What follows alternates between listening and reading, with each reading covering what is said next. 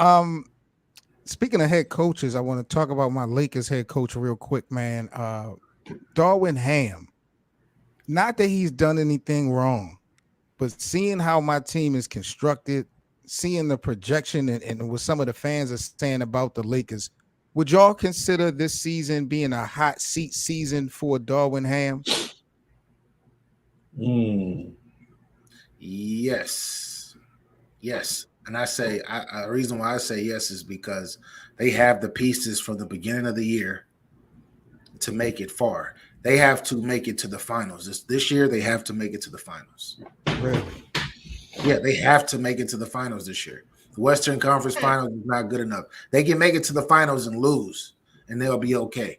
But they have to make it to the finals with the roster that they got constructed, and then the key players that they brought in to build up the roster, because they have a great team right now on paper. On paper, they look great. They look top 3-ish in the NBA, not the Western Conference, but in the NBA, they look top 3-ish.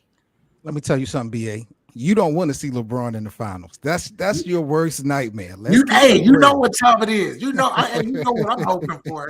You know what I'm hoping. I'm hoping for a play-in. I'm hoping for them to have to battle for a play-in. But hey, to keep it 100 as a basketball purist as I am, keep it 100. They have a dope squad on paper. They really do.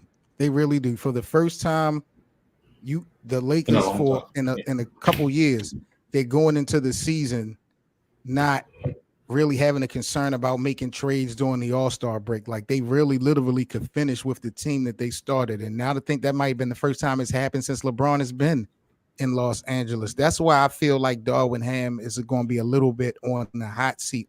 More eyes is going to be on him more than ever to see how he's going to be able to execute, deal with these rotations and things of that nature, dealing with management, putting players in position to be successful. I think you have to take the training wheels off of Darvin Ham.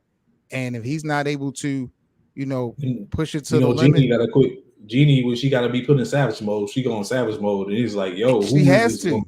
Yeah. She has to. I think I could agree with y'all what you say. I think he is the reason I think he is in hot seat mode is because now there's some good names that are out there available to be coaching now. Doc Rivers, if they want to play that angle, Mark Jackson, these people ain't got no job now. Yeah. Another like these people, these are some coaches that have had some success in some ways and form or fashion. To where now when you look at you're potentially going to be without a agent LeBron, he's going to be on out maybe after this year if he decides to leave. And now you have AD that's supposedly your king. Even if not AD, there's other people out there because the Lakers is one of those organizations that people want to come play for, regardless if they're winning or losing, off the mystique of I can turn this around and I could be in the lore. So it's just one of those things. So that's why I think he's going to be in the hot seat, because if you're not getting the job done, we're going to Frank Vogel you, and that's just it. And let Frank Vogel mess around in Phoenix and win a chip this year. Let that happen. That's gonna look crazy, bro. It's gonna make the organization from top to bottom look crazy if he goes. But that definitely rivals. I mean, Kevin Booker, Booker, Beal, and KD. That's a problem. Like that's right. But if he goes to lead that, because remember he did win a championship with JaVale McGee, Dwight Howard, Rajon Rondo, LeBron, AD. They had a nice squad. They had Caruso, all of them had a nice squad, but they got rid of him. They cut him quick. They didn't even give him a chance after winning the championship to continue to build up.